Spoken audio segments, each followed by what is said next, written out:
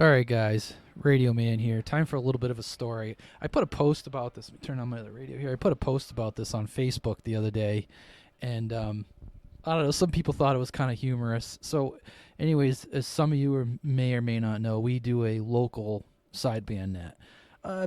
People, I shouldn't say net. It really isn't a net.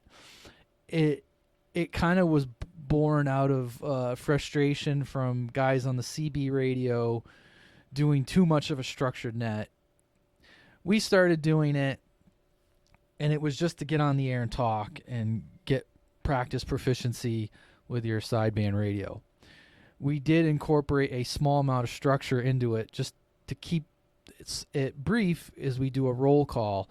And I think I've said some of this in the past, is that we kind of believe that the roll call, I think, was part of one of the reasons why we've gotten some growth, and we post that on our Facebook page, which is Maine Sidebanders.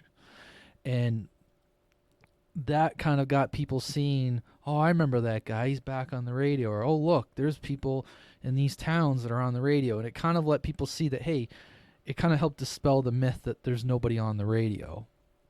So we try to do a very brief roll call. I usually get it done in about 10 minutes. And after that, it's just,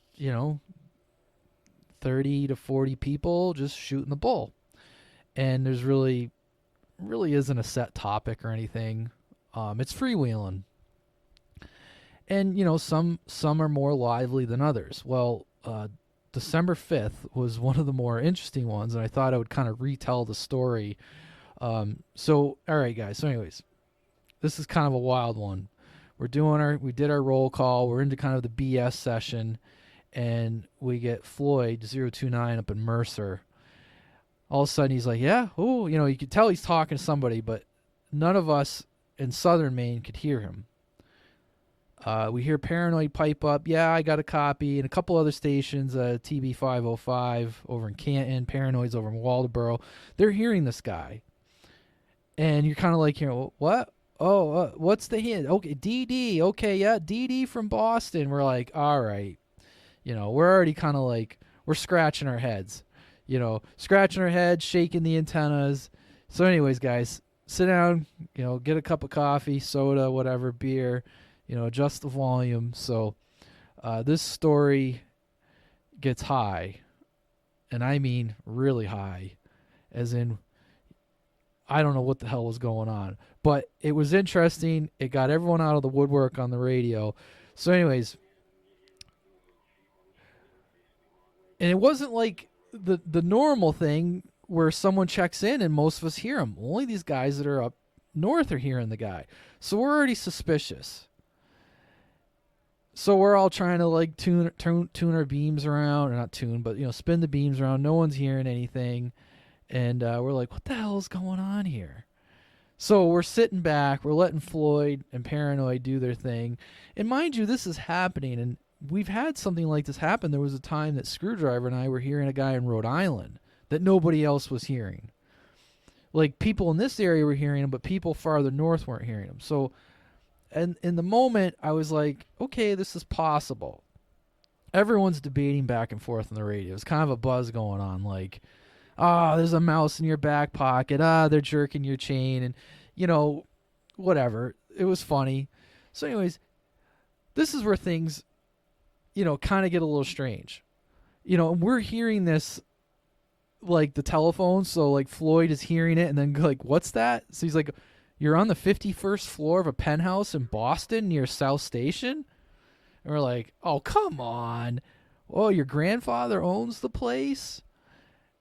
You're on an 8-foot whip on the balcony, and you're running a Tram D201 with a Mako 300. Everyone's like, bullshit. Oh, yeah, you're having a party. You're just out on the balcony. And I'm like, all right, yeah, let me check my weather app here, because I think pigs are flying at this point. Like, I'm like, this is bullshit. But it gets better. According to DD, in Boston, his wife's mad at him for spending too much time on the balcony on the CB radio. And, clearly everyone that goes to a penthouse party in a 51-story building, you just excuse yourself to go test microphones and see, which mic sounds better. How does the Tram D201 sound? And if that's not enough, he just throws in, yeah, I'm planning on putting a 4-element Yagi on the roof of the building. We're like, seriously, just some casual rooftop CB radio upgrades while your wife's inside steaming at you, right? So at this point, our bullshit meters are all blinking red, and Floyd's like, kind of not getting frustrated, but he's like, guys, I'm really talking to him. I'm like, yeah, you're really talking to somebody, but we don't believe this.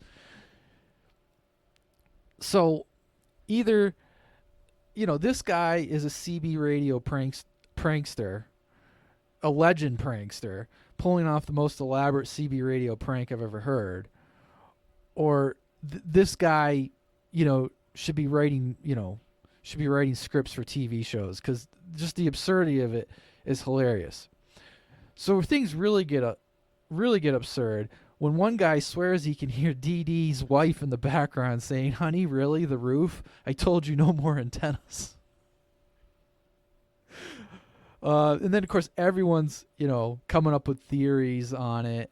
All, like, oh, he's this, he's that, everything, right? So as this is all going on, I start getting on the internet. I'm like, all right, so I get on the Google machines. Turns out there's a 51-story building, and it's brand new. And it is called South Station Tower. It's 51 stories tall. So now I'm still at 90-10. Like 90% of this is bullshit. And 10% it could be possible. The guy has, whoever pulled this prank did just enough research, and I just don't believe it. But the thought of imagining some guy in a penthouse apartment, I think Screwdriver looked at the rent or something, and it was like $50,000 or something. The idea of some guy in a bow tie at a party in a penthouse apartment, operating his CB with an 8-foot whip, and I'm imagining, bullshit, this guy didn't put an 8-foot whip in his elevator to go up to the roof of the building. But anyways, so all I really want to say is, regardless if Dee Dee is a bona fide penthouse CB or just a brilliant prankster, one thing's for sure, we had a night of entertainment. We all thought it was funny. It got a lot of people on the radio, on the key, talking, laughing, speculating, coming up with wild theories, and it made for a lot of fun. And I'm sure there was a lot of people listening that were probably enjoying it.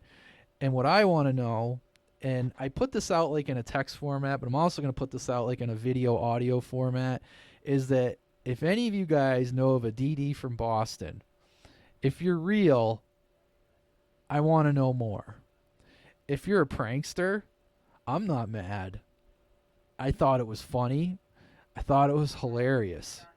Some people are like, oh, you got taken. I'm like, no, I didn't. I was enjoying every minute of it.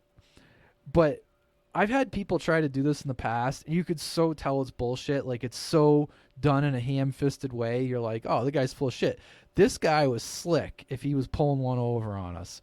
So if you guys know of a DD and you can hear the sound of my voice, you know how to get a hold of me on the internets. I want to know about this DD fella. But anyways, either way, we all had a great laugh. DD, if you're real, cheers. You were a funny guy. Real or fake, you were funny either way. That's it. Radio Man out.